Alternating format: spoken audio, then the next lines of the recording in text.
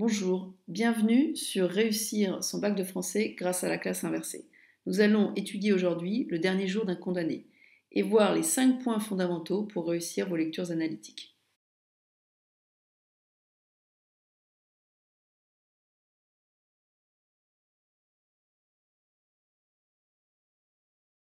Le journal intime est un point important du dernier jour d'un condamné puisqu'il constitue son genre littéraire.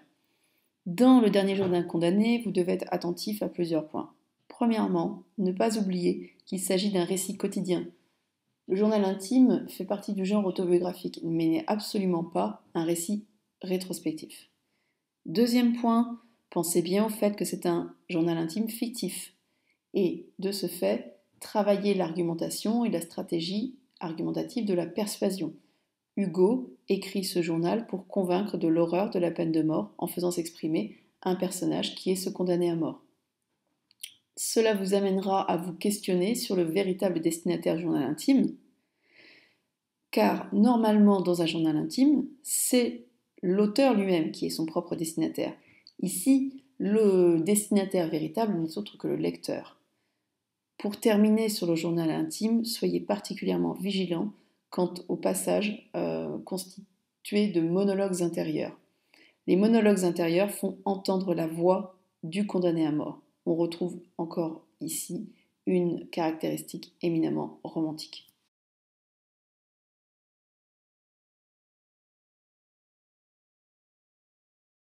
Si vous tombez sur le dernier jour d'un condamné, il faut être capable de parler du romantisme de l'œuvre. Et en premier lieu, d'être capable de parler de l'engagement de l'auteur. Il faut savoir que Victor Hugo, quand il écrit ce journal intime fictif, fait exprimer sa propre voix à travers celle du condamné à mort.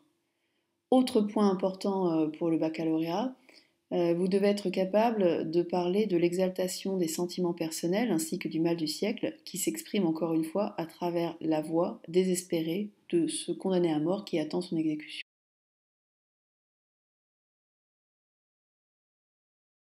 Victor Hugo place son lecteur dans une atmosphère fantastique. Il le place finalement face à la folie de son personnage qui, pris à la gorge par cette idée de mort imminente, fantasme cette mort sous la forme d'un spectre. Alors attention également, il faut rappeler que Victor Hugo a un goût pour le macabre. Je vous invite à faire des petites recherches sur son goût, ce qu'on appelle son goût pour les tables tournantes, qui pourra vous fournir d'assez bonnes ouvertures.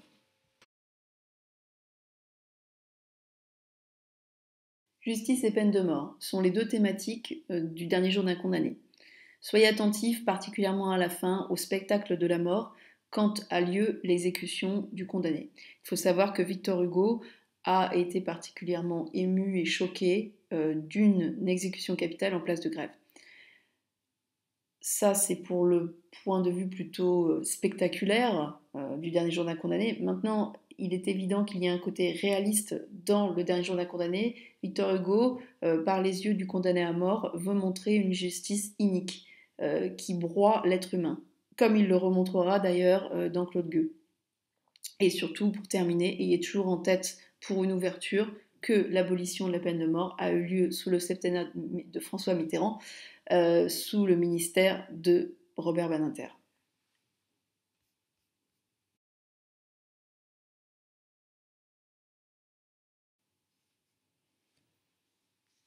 Le style hugolien. Alors, le style hugolien, il est quand même assez facilement reconnaissable. Peut-être le plus évident dans le dernier jour d'un condamné est certainement le souffle lyrique qui irradie l'ensemble du dernier jour d'un condamné. Le fait que ça soit un récit à la première personne et que Victor Hugo veuille faire entendre la profondeur de la souffrance du condamné à mort explique ce souffle lyrique que vous voyez le plus souvent s'exprimer par la gradation, l'anaphore et le parallélisme. Maintenant, il ne faut pas oublier que Victor Hugo reste le poète des contraires. Il a écrit dans Ruy Blas qu'un ver de terre est amoureux d'une étoile.